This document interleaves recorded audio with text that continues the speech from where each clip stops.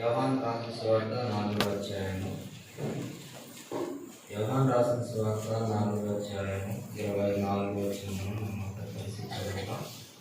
ఆరాధన కొరకై యోహాను రాసిన సువార్త 4వ అధ్యాయము 24వ వచనం.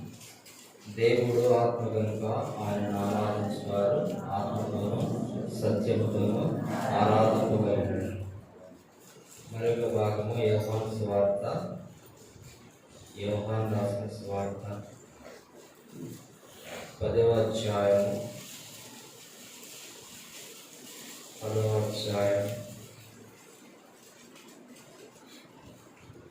వచనం కూడా మనం కలిసి చదువుకుంటాం. యోహాను రాసిన సువార్త 10వ అధ్యాయము 11వ వచనం. నేను గొర్రెలకు మంచి కాపరి గొర్రెల కొరకు తన ప్రాణము పెట్టును. చిన్న ప్రార్థన, దేవునికి సహాయం కొరకే.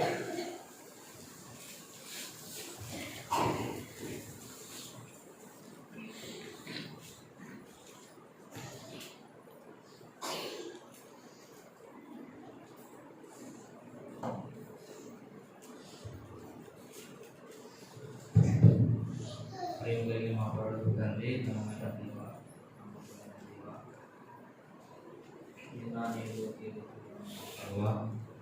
ఈ పరిశుద్ధమైన నామం వచ్చి మందిలో ప్రభావం మాకు తోడుగా ఉండి సహాయం చేసుకోవడంలో ఈ కృపను వచ్చి మేము మాకు అనుగ్రహించిన మరో పునరుద్ధానాన్ని దర్శిస్తున్నాం. ప్రభావ నీ నామాన్ని కనపరుస్తున్నాం. మీరు అనుగ్రహించినటువంటి పునరుద్ధాన దినములో ప్రభావ మా జీవితాల్లో జరిగినటువంటి మీరు కృతజ్ఞత విషయమై ప్రభావ సన్నిధిలో స్వకీయ సంపాద్యములు ప్రేమికుల మధ్యలో ప్రభావ నీ నామాన్ని ఎత్తిపెట్టడానికి మీరు మాకు వచ్చిన ఈ అవకాశాన్ని స్తోత్రములు. అది కొరకై కొంత వాక్య భాగాన్ని ప్రభావ మీరు మాకు ప్రసాదించమని ప్రార్థిస్తూ ఉన్నాం తండ్రి. చేరువచ్చిన ప్రతి ఒక్క పెద్దతో కూడా ప్రభావ మీరు మాట్లాడండి. మరి వారి జీవితాల్లో జరిగినటువంటి కార్యాలను సమాజము వెలుపట సమాజం విషయంలో ప్రభావ వెల్లడిపరచబడాలని ప్రభావ మీరు కోరుతూ ఉన్నారు. అటు మనసు మాకు అనుగ్రహించము, మీరు బుద్ధిని మాకు గుర్తించము. శ్రేష్టమైన మీ సంగతులను, ఆశ్చర్యకరమైన మీ సంగతులను వినులాగన మా మనోనేత్రలను తెరవము, మా హృదయమును ప్రభావ చేయము. వినగలిగిన మనస్సును గ్రహించగలిగిన జ్ఞానము మాకు ప్రసాదించి కృప చూపిస్తున్నామని, పరలోకమైన మీ సంగతులతో మమ్మల్ని తృప్తిపరుస్తున్నామని, దేవా ఆరాధన కొరకు మమ్మల్ని సిద్ధపరుస్తున్నామని యేసుక్రీస్తు ప్రభువారి పరిశుద్ధమైన పుణ్య నామమున స్తుతించి ప్రార్థించి వేడుకొంచున్నాము తండ్రి. ఆమేన్.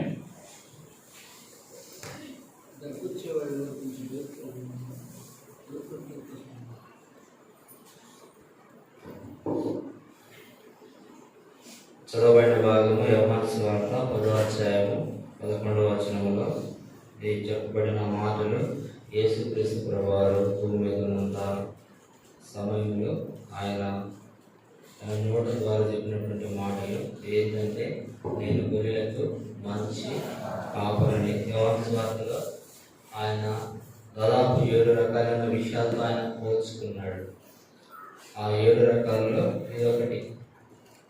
జీవాహారము నేనే అన్నాడు కొన్ని చోట్ల.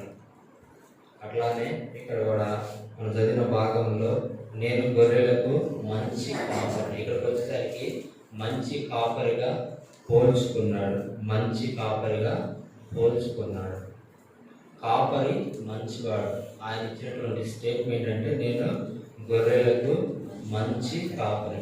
ఎవరి మంచి కాపరి అంటే ప్రభు అయిన యేసుక్రీస్తు వారు. ఆయన మంచి కాపరి. అన్ని వేళలా అన్ని పరిస్థితుల్లో చాలిన దేవుడు, చక్కనైన దేవుడు ఈ మంచి కాపరి.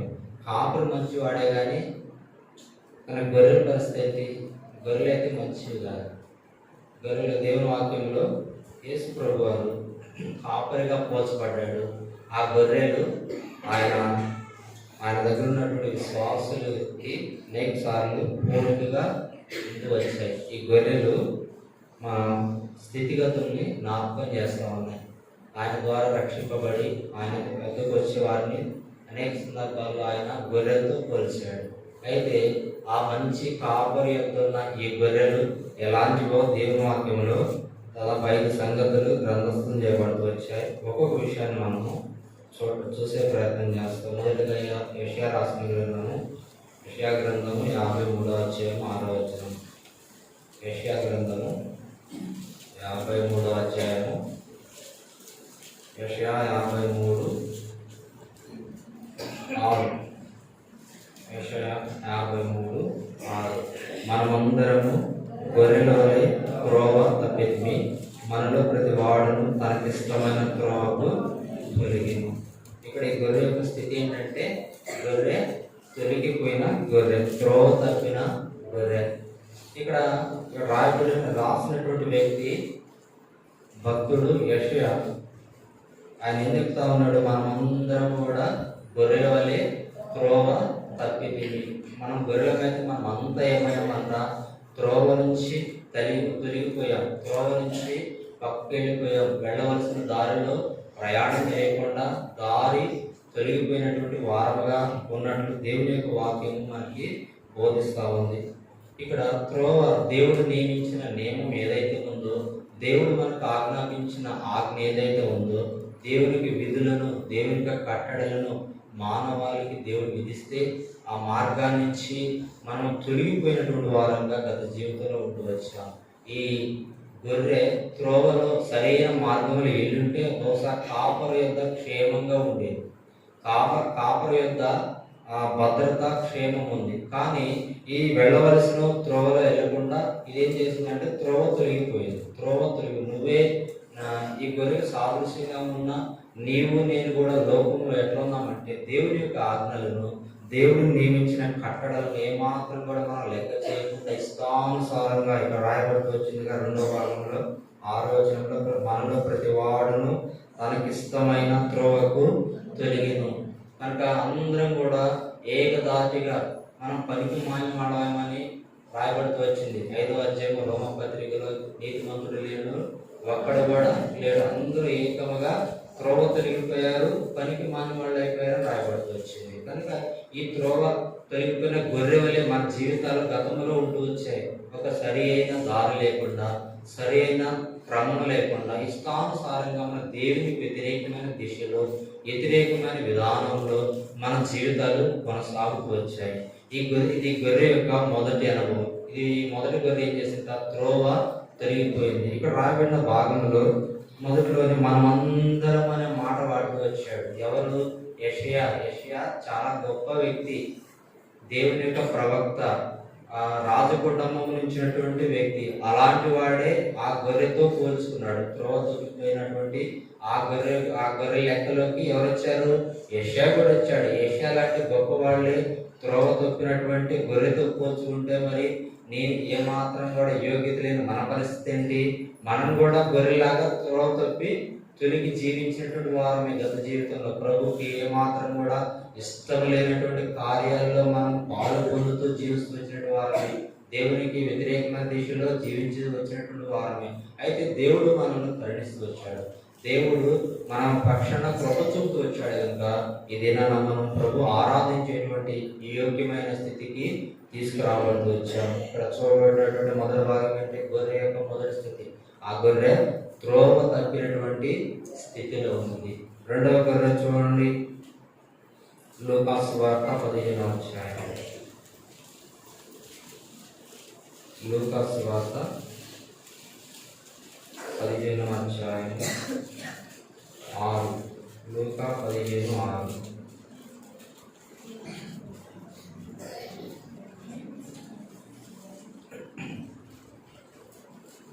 మీరు నాతో కూడా సంతోషించుడి, తప్పిపోయిన నా గొర్రె దొరికినదని వారితో చెప్పును కదా. ఇక్కడ గొర్రె ఏంటంట? తప్పిపోయిన గొర్రె. అంతకుముందు మనం 4వ వచనం నుంచి మనం గమనిస్తే, మీరు ఏ మనుషునికైనా 100 గొర్రెలు కలిగి ఉండగా వాటిలో ఒకటి తప్పిపోయినలా అతడు 99 అడవిలో విడిచిపెట్టి తప్పిపోయినది దొరుకు వరకు దాన్ని వెతక వెళ్ళడా. ఇది కూడా తప్పిపోయింది. ఇంతకుముందు గొర్రె ఏం తప్పింది? త్రోవ తప్పింది, లేదా దారి తప్పిపోయింది. ఇది కూడా తప్పిపోయింది. ఎక్కడి నుంచి అంటే మందలో నుంచి తొలగిపోయింది. ఇంతకుముందు దారిలో నుంచి తప్పిపోయిన గొర్రె, ఈ గొర్రె అయితే మందలో నుంచి తొలగిపోయింది. ఒక యజమానికి లేక ఒక కాపరికి 100 గొర్రెలు ఉంటే ఆ 100 గొర్రెల నుంచి 99 ఒక చోట ఉంటే ఇంకో గొర్రె మాత్రం తన స్థానాన్ని వదిలి, ఆ మందను వదిలి, ఆ కాపరిని వదిలి వేరుగా వెళ్ళిపోయింది. అంటే మిగిలిన 99 గొర్రెలతో పాటు అది ఉండలేకపోయింది. త్రోవలో నుంచి తొలగిపోయింది. బహుశా బయటకు వచ్చేసింది. అది అరణ్య ప్రాంతాల గుండా, కొండ ప్రాంతాల గుండా, కాపురు లేని స్థలాలకి, మందకు దూరంగా బహుశా వెళ్ళిపోయి ఉండొచ్చు. అయితే యజమానుడు ఏమైనా ఊరుకున్నాడా అంటే ఊరుకోలేదు. వాక్యంలో రాయబడుతూ వచ్చిన భాగం ఏంటంటే ఆ 99 గొర్రెలని కాపరి వదిలిపెట్టి ఒక చోట ఉంచి దాని చుట్టూ కంచె వేసి వేరుగా కాపరిని వాడికి కావలిగా ఉంచి తప్పిపోయిన ఆ గొర్రె కొరకు ఎత్తుక్కుంటూ వెళ్ళాడు ఈ కాపరి. 99 ఉన్నాయిగా, సరిపోతేలే అనుకోలేదు. 99 ఉన్నాయిగా, ఒకటి పోతే ఏముందులే అనుకోలేదు. 99 ఉన్నాయిగా, పోతే పాని దాంతో పెద్ద ఏముందులే అనుకోలేదు. ఒకటి ఏదో విధంగా సంపాదించుకోవచ్చుగా అని అనుకోలేదు. కానీ ఈ కాపరి అయితే 99 వదిలిపెట్టడానికి ఇష్టపడ్డాడంటే ఆ గొర్రె ఎంత విలువైనది కాపరి దృష్టిలో, ఆ గొర్రెకి ఎంత ప్రత్యేకత ఉన్నది. 99 గొర్రెల కంటే 99 గొర్రెలు ఒక లెక్క అయితే ఈ ఒక్క గొర్రె ఒక లెక్క. 99 ఎక్కువ, ఒకటి ఎక్కువ. 99 కదా వాస్తవం చూస్తే లెక్క. కానీ ఈ కాపరి 99 ఎందుకు వదిలిపెట్టాడో ఒక్కదాని కొరకు 99ని వేరే కాపరి ఎందుకు ఉంచాడు? ఈ ఒక్క గొర్రెని ఎదగడం కోసం. ఆయనే వెళ్ళాలా? ఆ 99 గొర్రెల దగ్గర ఉంచిన వ్యక్తిని ఆ ఒక్క గొర్రెని ఎదగడానికి పంపించవచ్చుగా. అట్లా పంపించలేదు. ఆ 99 ఆ గొర్రెల కొరకు ఒక వ్యక్తిని ఉంచి ఈయన స్వయంగా ఎత్తుక్కుంటా వెళ్ళాడు. ఎతకడం అంటే అంత ఈజీగా? కొన్నిసార్లు గేదెలు పోయినప్పుడు ఆ పోయిన వాడి యొక్క బాధ తెలుసు, వాళ్ళకి తెలుసు ఎట్లా వెతకాలనేది, వెతకడం ఎంత కష్టం అనేది వాళ్ళకి తెలుసు. పలానా అది ఏ దారిలో పోతుందో తెలియదు, ఎటు నుంచి పోతుందో కొన్ని ఆనవాళ్ళు తీసుకొని దాన్ని ఎతికే ప్రయత్నం సహజంగా చూస్తూ ఉంటాం. అట్లా చేయడం అనేది ఈ కాపరి అడవులో అది బతుకుందో లేదో అసలు కనీసం ఏమైనా నమ్మకం కూడా ఉండడానికి అవకాశం ఉండదు. సాధారణంగా ఈ గొర్రెల మందలన్నీ కూడా అడవులో మేస్తూ ఉంటాయి ఆ ప్రాంతాల్లో. అవి బ్రతికుందో లేదో, లేదా సింహము తోడేలు ఎలుపండి ఎలాంటి నోట పడిందో, బతికిందో లేదనే నిశ్చిత ఆ కాపరికి ఉండాలి కదా. అయినా ఆ ఒక్క గొర్రె కోసం ఎందుకు పరిగెత్తాడంటే ఆ గొర్రె అంటే గొర్రె 99 లేదు, 99 కంటే ఎక్కువగా ప్రేమించాడు. ఏ గొర్రెను? మందలో నుంచి తొలగిపోయిన గొర్రెను. ఎవరు ఆ 100 గొర్రె? ఆ తప్పిపోయిన గొర్రె ఎవరు? ఆ మంద నుంచి బయటకు వచ్చిన గొర్రె ఎవరంటే నీవు నేనే. దేవుడు ఆ 99 ఆయన దగ్గర ఉన్నట్లు 99 రకాలైనటువంటి శ్రేష్టమైన సంగతులన్నీ కూడా ఆయన వదిలిపెట్టాడు. ఎవరి కొరకు అంటే 100వ గొర్రెన నీ కొరకు, నా కొరకు. మనం బ్రతుకుతామని నిశ్చిత లేకపోయినా దేవుడు మన కొరకు తన ప్రాణాన్ని అప్పగించుకోవడానికి ఇష్టపడ్డాడు. 99 శ్రేష్టమా, ఒకటి ఇష్టమా? ఒకటే ఇష్టం ఆయనకి. 100దే ఇష్టం, ఒకటే ఇష్టం. అది ఎవరంటే నీవు నేనే. దేవుడు నిన్ను నన్ను ప్రేమించాడు కనుక వాటన్ని ఆయనకున్న సమస్తాన్ని కూడా వదిలివేశాడు. దేవునికి ఎంత యోగ్యత ఉంది, ఆయనకి ఎంత మహిమ ఉంది పరలోకంలో. ఆయన చుట్టూ ఎంతమంది దేవదూతలు ఉంటారు.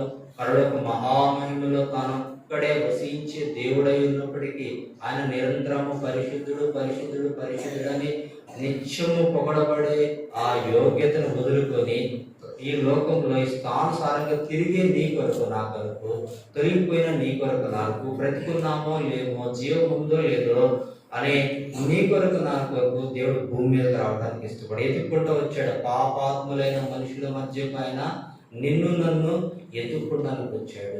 ఈ చిక్కులు పడినటువంటి అరణ్యమటి లోకంలోనికి ఆయన ఎత్తుక్కుంటూ వచ్చాడు. బ్రతికున్నామో లేదో అనే నిశ్చయత కలిగి ఉండి విశ్వాసముతో మనం రక్షించేదాని కొరకు ఆయన, అందుకే దేవుని వాక్యంలో రాయబడుతూ వచ్చింది, ఆయన మనం వెతుక్కుంటూ వచ్చాడు. ఒక పరమ వైద్యుడిగా ఆయన మన కొరకు వస్తూ వచ్చాడు. అంటే గొర్రెల మందుల కాసే కాపరి దగ్గర ఎప్పుడు ఒక కిట్ ఉండాలి. ఏం కిట్ అంటే ఎప్పుడన్నా దెబ్బలు తగిలితే, ఎప్పుడన్నా శత్రువు దాడి చేస్తే దాన్ని గాయం కట్టడం కోసం ఎప్పుడు ఒక విధమైన మెడికల్ కిట్ ఉంటుంది. ఈయన పరమ వైద్యుడిగా నిన్ను నన్ను వెతికేదాని కొరకు కూడా ఆయన దగ్గర పెట్టుకొని వెతుకుతూ వచ్చాడు. ఈ గొర్రె కనపడకపోతుందా అని వెతుక్కుంటూ వచ్చాడు. ఇది దేవుని ప్రేమే కదా, ఇది దేవుని యొక్క దయ కదా. 99 కంటి దేవుడు మనల్ని ఒక్కడే ప్రేమించాడంటే దేవుని ఉచితమైన కృపే కదా. యోగ్యులమా మనము? ఏమన్నా యోగ్యులమా? యోగ్యులం కాదు. అయినా దేవుని యొక్క ప్రేమ మన ఎడలో ఉందంటే మనం ఎంత అతిశయించాలా, అట్టి దేవుని మనం ఎంత కనపరచాలా, అట్టి దేవుని మనం ఎంతగా స్తుతించాలా.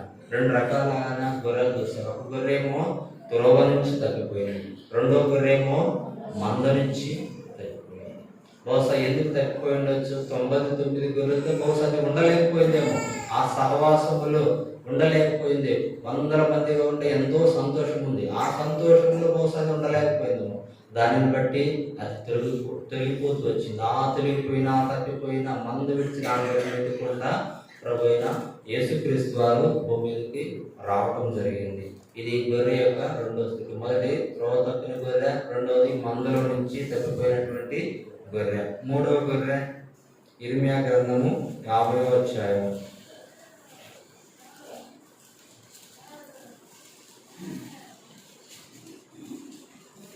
ఇర్మియా 50:17. ఇర్మియా 50:17. ఇశ్రాయేలు వారు చెదరిపోయిన గొర్రెలు. ఇశ్రాయేలు వారు చెదరిపోయిన గొర్రె. మూడో గొర్రె ఏంటంటే, మూడో రకం ఏంటంటే చెదిరిపోయినటువంటి గొర్రెలు. సాధారణంగా గొర్రెలు ఏమన్నా ఒకే చోట ఉండాలి. చెదిరిపోయిన అంటే దానికి అర్థం ఏంటంటే ఈజీగా శత్రువు నోట పడినట్టే. ఎవరు వాటి శత్రువు? గొర్రెల శత్రువులు ఏంటి? తోడేళ్ళు, ఎలుగుబంట్లు, సింహాలు. అంటే అరణ్య మృగాలన్నీ కూడా ఈ గొర్రెల మీద సాధారణంగా దాడి చేసే అవకాశం ఉంది. జంతువుల్లో ఈ గొర్రె ఒక ప్రత్యేకమైన లక్షణం కలదు. జంతువులన్నీ ఒక లెక్క అయితే ఈ గొర్రె ఒక లెక్క. సాధారణంగా ఏ జంతువైనా సరే దాని మీదకి దాడి జరుగుతుందంటే 2 పనులు చేస్తుంది. ఒక పని ఏంటంటే, ఫస్ట్ అది చేసే పని ఏంటంటే అది పారిపోవడానికి ప్రయత్నం చేస్తుంది. ఒక కుక్కని లేదా ఒక పిల్లిని మనం ఎప్పుడైనా దాన్ని గర్జిస్తే కొట్టడానికి ప్రయత్నం చేస్తే దానికి అది ఫస్ట్ చేసే పని ఏంటంటే అక్కడి నుంచి పారిపోయే ప్రయత్నం చేస్తుంది. ఇది మొదటి పని. అది పారిపోయే ప్రయత్నం చేయడానికి వీలు లేనప్పుడు అది ఏం చేస్తుంటే ఎదురు తిరుగుతుంది. ఇది రెండో పని. ఫస్ట్ పని అంటే పారిపోయే ప్రయత్నం చేస్తే, పారిపోయే అవకాశం లేనప్పుడు ఏం చేస్తుంటే మన మీద ఎదురు తిరగడానికి ట్రై చేస్తుంది. కోదైనా కుక్క అయినా, ఆఖరికి పిల్లిని నిలిపోయిన గదిలో కొంచెం పట్టడానికి ప్రయత్నం చేయండి. వాకిట్లో ఉండి ఏమైనా అవకాశం ఉంటే దూరం వెళ్ళిపోద్ది. పిల్లిలో పోతున్నా అంటారు భయపడి సాధారణంగా. అంటే ఏంటంటే పిల్లి చాలా భయంకరమైన జంతువు.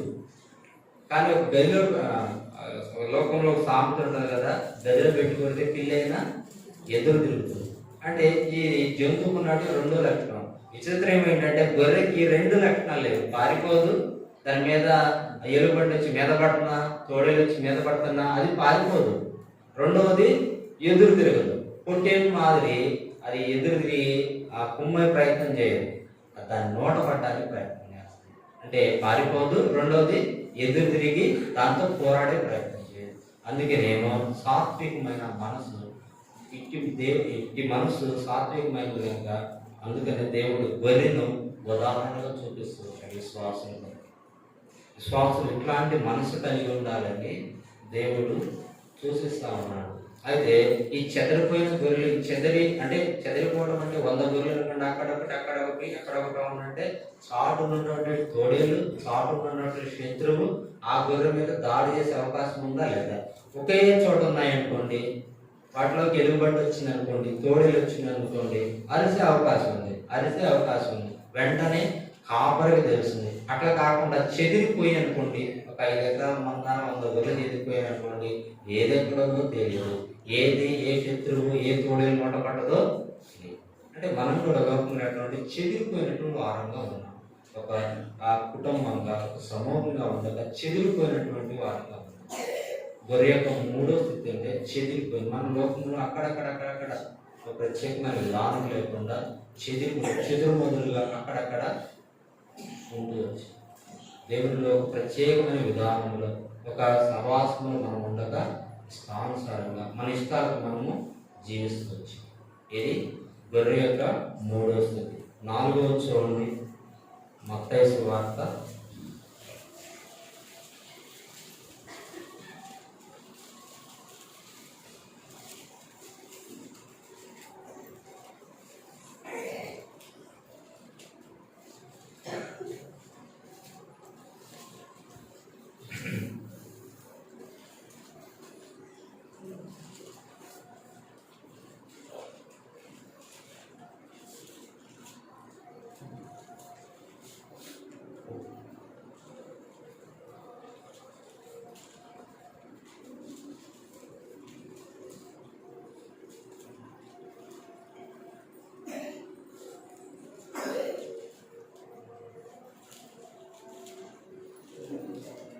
16 మత్తయి 16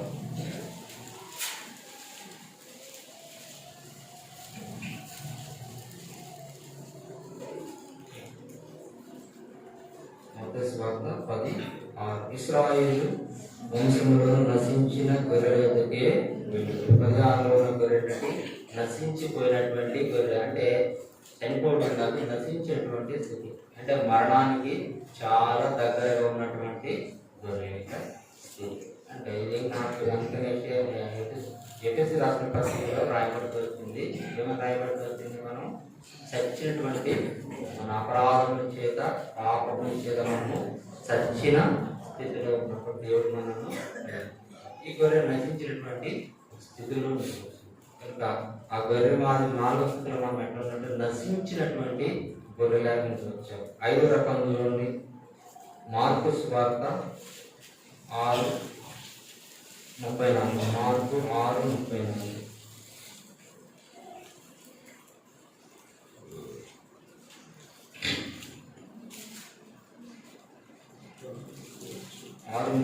కనుక యేసు వచ్చి ఆ గొప్ప జనసమూహమును చూచి వారి కాపరు లేని గొర్రెల వలె ఉన్నందున వారి మీద కనికరింపండి.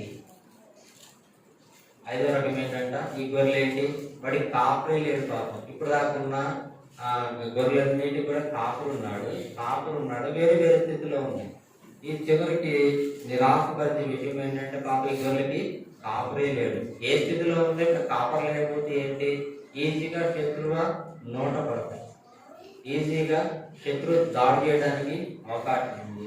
ఇప్పుడు గొర్రె ఉన్నటువంటి 5 రకాల స్థితులు చూస్తాం. ఏంటి? మొదటి గొర్రె త్రోవ తప్పిపోయింది. 2వది ఏంటి? మంద నుంచి తొలగిపోయిన గొర్రె. 3వది ఏంటి? చెదిరిపోయిన గొర్రె. 4వది ఏంటి? నశించిన గొర్రె. 5వది ఏంటి? కాపరి లేని గొర్రె. లోకంలో మనం కూడా ఎట్లా ఉన్నామంటే ఈ 5 రకాల గొర్రెలు ఎట్లున్నాయో ప్రభువు దగ్గర రాకముందు మన జీవితాలు కూడా ఇలా అనిపిస్తుంది. నశించిన గొర్రెలాగా, త్రోవ తప్పిన గొర్రెలాగా, మందుల నుంచి బయటికి వెళ్ళిపోయిన గొర్రెలాగా జీవిస్తూ వచ్చారు. అయితే కాపురి అయిన యేసు ప్రభు వారు యోహాను సువార్త 10వ అధ్యాయంలో ఉన్నట్లుగా 11వ వచనంలో చెప్పబడినట్లుగా నేను గొర్రెలకు మంచి కాపరిని. అంటే మంచి కాపరి అంటే దాంట్లో ఒక అర్థం ఉంది. ఎవరు మంచి కాపరి అంటే అదే అధ్యాయంలో అదే వచనంలో రాయబడుతూ వచ్చింది, నేను గొర్రెలకు మంచి కాపరిని. మంచి కాపరి గొర్రెల కొరకు తన ప్రాణము పెట్టు. అయితే ఆ మంచి కాపర ఊరికి ఆయన చెప్పుకోలేదు, దాంట్లో ఒక స్టేట్మెంట్ ఉంది, మంచి కాపరి గొర్రెల కొరకు తన మంచి కాపరి పాని వ్యక్తి. పై వచనంలో రాయబడుతూ వచ్చింది, జీతగాడికి మంచి కాపరి ఉన్న తేడా ఏంటంటే ఒక తోడేలు వచ్చినప్పుడు జీతగాడు ఏం చేస్తాడు, మందరు విడిచి పారిపోతాడు, తోడేలు భయపడతాడు. కానీ మంచి కాపరి ఏం చేస్తాడంటే వాడిని రక్షించే విషయంలో తన ప్రాణాన్ని పెట్టడానికైనా సిద్ధపడతాడు. ఆయన మంచి కాపరి ఎట్లయ్యాడు, మన 5 రకాల ఈ స్థితిగతుల్లో ఉన్నప్పుడు మనకున్న బలహీనతను చూసి, మన బాధితులైపోవడం చూసి, మనం నశించిపోయిన స్థితిలో ఉండడాన్ని మనం గమనించి ఆయన తన ప్రాణాన్ని పెట్టడానికి ఇష్టపడ్డాడు. అందుకనే బాప్తిస్మం ఇచ్చే యోహాను ఆయన భూమి మీదకి వచ్చిన సందర్భంలో చెప్తూ వచ్చాడు, ఇదిగో నా లోక పాపములను మోసుకొని కూర్చున్న దేవుని గొర్రెపిల్ల. ఆయన ఆ కాపరైన యేసు ప్రభు ఈ గొర్రెను 5 రకాల స్థితిలో ఉన్నటువంటి ఈ గొర్రెను రక్షించేదాని కొరకు ఆయన కూడా ఏం కావాల్సి వచ్చిందంటే దేవుని యొక్క గొర్రె పిల్లగా రావాల్సి వచ్చింది. ఇదిగో లోక పాపములను మోసుకొని కూర్చున్న దేవుని గొర్రెపిల్ల నశించేటువంటి స్థితిలో, అందుకనే నశించిన దానిని వెతికి రక్షించడానికి క్రీస్తు లోకంలోనికి వచ్చింది. ఆయన రక్షించేదానికి వరకు ఆయన గొర్రెగా ఈ లోకానికి రావాల్సి వచ్చింది. అంతేకాకుండా ఆయన మన కొరకు తన ప్రాణమును అప్పగించుకున్నాడు. శిలువలో తను తాను సంపూర్ణంగా విధేయత చూపినవాడై, సంపూర్ణంగా తన ప్రాణమును అప్పగించుకునేవాడై మనందరి కొరకు మన ఆ స్థితి నుంచి ఆ కాపరత్వముకు వచ్చే విధంగా దేవుడు మనకు ఎంతో సహాయపడుతూ వచ్చాడు. తన ప్రాణాన్ని పెట్టి మనం రక్షించాడు. త్రోవ తొలగిన మనలను మరలా తీసుకొచ్చాడు. మా మందల నుంచి బయటికి వెళ్ళిన మనలను మరలా మందలో దర్శనం వచ్చాడు. ఇట్లా నశించిపోయిన స్థితిలో ఉన్న మనలను దేవుడు మన జీవాన్ని ప్రసాదించి జీవింపజేసే విధంగా తీసుకుంటూ వచ్చాడు. ఇది కాపరిత మొదటి లక్ష్యం ఏంటంటే, మంచి కాపరి మొదటి లక్ష్యం ఏంటంటే మంచి కాపరి గొర్రెల కొరకు తన ప్రాణమును వేరే వాళ్ళ ప్రాణం పెట్టి రక్షించడానికి ప్రయత్నం చేయాలి. ఆయనే తన ప్రాణమును అప్పగించుకున్నాడు. ఎందుకు తన ప్రాణం అప్పగించుకున్నాడు అంటే 18వ వచనం రాయబడింది, నా అంతటా నేను దాన్ని పెట్టుచున్నాను, దాన్ని పెట్టుటకు నాకు అధికారం కలదు, దాన్ని తిరిగి తీసుకునేందుకు నాకు అధికారము. ఆయన అధికారం కలిగి ఉన్నాడు. తన ప్రాణమును తీసుకోవడానికి, పెట్టడానికి, తీసుకోవడానికి ఆయన అధికారం కలిగి ఉన్నాడు. అంటే కాపరి ఉండవలసిన లక్ష్యం ఏంటంటే దాన్ని భద్రపరచాలి.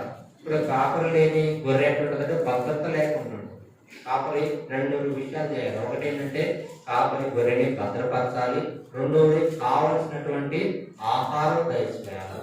ఎవరైతే ఈ 2 విషయాల్లో గొర్రెకు సహాయం చేసేవారుగా ఉంటారో వారు మంచి కాపరిగా కాగలుగుతారు.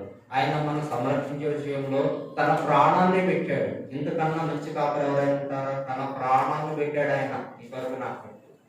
ఆయన అనుదినం మనం భద్రపరుస్తూ ఉన్నాడు. రక్షింపబడిన ఆనాటి నుంచి రక్షించడమే కాకుండా తన ప్రాణాన్ని పెట్టి రక్షింపబడిన ఆ దినం నుంచి ఈ దినం వరకు కూడా దేవుడు కావలసిన భద్రతను దేవుడు మనకు దయచేస్తా ఉన్నాడు. అన్ని పరిస్థితుల్లో, అన్ని వేళల్లో దేవుడు మనకు సహాయపడుతూ ఉన్నాడు. అన్ని రకాలుగా దేవుడు మనం సంరక్షిస్తూ ఉన్నాడు.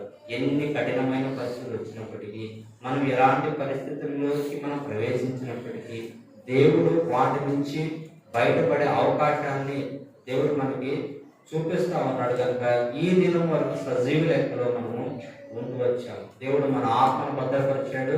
రెండోది భౌతికంగా దేవుడు భూమి మీద ఇప్పటి వరకు మనం ఉండే భాగ్యాన్ని దేవుడు మనకు అనుగ్రహిస్తూ వచ్చాడు. ఒకటి సంరక్షణ లేదా భద్రత. రెండోది ఏంటంటే ఆయన మనల్ని పోషిస్తూ ఉన్నాడు. ఊరికి భద్రపరిచి ఆయన భద్రపరచాలంటే ఏం చేయాలా? గొర్రెలు భద్రపరచాలంటే కాపరి మంచి స్థలం చూసి దాని చుట్టూ కూడా కంచేసి అక్కడ గొర్రెలు ఉండే విధంగా అన్ని సౌకర్యాలు కల్పించాలి. అది భద్రత. ఇదేంటి ఈ దొడ్డు అంటే దేవుని యొక్క సంఘమే. ఆ భద్రత కొరకే దేవుడు సంఘాన్ని ఇచ్చాడు. ఆ సంఘాన్ని కాచేదాని కొరకే దేవుడికి కాపర్ని ఇచ్చాడు.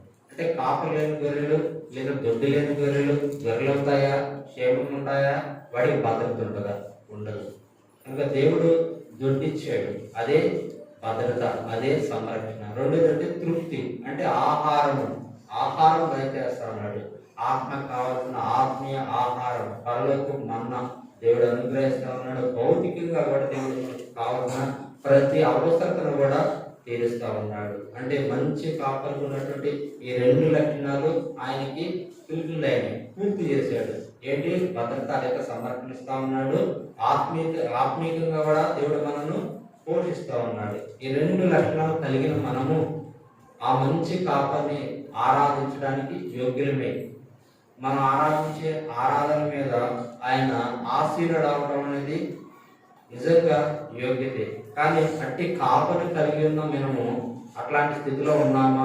అన్ని మేలును పొందిన మనము ఆయన మనం ఏమి ఇవ్వలేదు. ఒకటే ఇవ్వగలం, ఏంటంటే మన జిహ్వాఫలం ఆయనకి అర్పించుకుంటాం. కనుక 5 రకాల స్థితుల్లో జీవిస్తూ వచ్చినటువంటి మనం ఏం చేయదు. ఆయన మన నుంచి అంటే కోరాడు. 4:23 యెహోవా స్వార్థలో రాయబడింది. ఆయన కోరుకుంటున్నాడు. ఏ కోరుకుంటున్నాడు అంటే ఏం కోరుకోడు, నీ ఆస్తి కోరుకోడు, నీకున్న ఏదే ఆయన కోరుకోడు. ఆయన కోరుకునేది ఏంటంటే ఆరాధన కోరుకుంటాడు. ఆత్మ సత్యంతో కలిగిన ఆరాధన ఆయన కోరుకుంటాడు. ఆయన దానికి తృప్తి చాలా, ఆయన తృప్తి పడతాడు. చిన్నపిల్లలు ఊరికి ఏడుస్తూ ఉంటారు. ఎప్పటిదాకా ఏడుస్తారంటే వాళ్ళు అడిగింది ఇచ్చేంత వరకు కూడా ఏడుస్తూనే ఉంటారు. ఎప్పుడైతే వాళ్ళకి ఇష్టమైంది, వాళ్ళకి అవసరమైంది ఇచ్చేస్తే వాళ్ళు కామ్ అయిపోతారు, వాళ్ళ పని వాళ్ళు చూసుకుంటారు. అట్లనే దేవుడు కూడా కోరుకుంటాడు. ఎప్పుడు నువ్వు కోరుకోవడమేనా, దేవుడు కూడా కోరుకుంటాడు. దేవుడు కోరుకునేదంటే ఆయన చేత మేలు పొందిన మనము, ఆయన చేత కార్యాలు జరిగించబడ్డాయి మనకి, వాటన్నిటి మనం మర్చిపోకూడదు. అందుకనే 91-90 గీతంలో రాయబడుతున్న మాట ఏంటంటే దావీదు రాస్తూ ఉంటాడు, నాకు జరిగినటువంటి మేలు నేను ఎట్లా మర్చిపోతున్న వాటి సమాజం ఎదుట వెలువడి. అందుకే రక్షణ పాత్రను చేత పట్టుకొని ఉంటాడు. అంటే మనకి ఇచ్చిన రక్షణ మనము చేత పట్టుకొని దేవుడు మనకు చేసినంత కార్యాలను మనం మరచిపోక సమాజం కూడా ప్రభువును మనము గణపరిచే వారుగా ఉండాలి. 5 రకాల స్థితిలో నిజంగా మనం ఉన్నామని భావిస్తే నిజమైన ఆ దేవుని మనము ఆరాధించడానికి ప్రయత్నిస్తాం. ప్రభా, మంచి కాపరివైన నీవు నా కొరకు ప్రాణాన్ని పెట్టడానికి ఇష్టపడ్డావు. నేను అలాంటి స్థితిలో ఉన్నాను. ఈ 5 రకాల స్థితిలో నేను ముందు వచ్చాను. నా కొరకు నువ్వు ప్రాణాన్ని పెట్టావు, నువ్వు నన్ను రక్షిస్తూ వచ్చావు. నాకు కావాల్సిన భద్రతను అనుగ్రహిస్తూనే ఉన్నాను.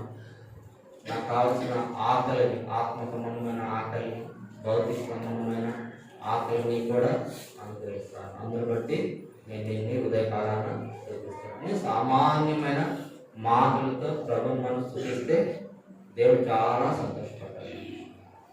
నిజంగా దేవుడు వీటన్నిటికీ మన ఆరాధనకి యోగ్యుడని మనం తెలిస్తే ఖచ్చితంగా మనం ఆరాధించడానికి ప్రయత్నం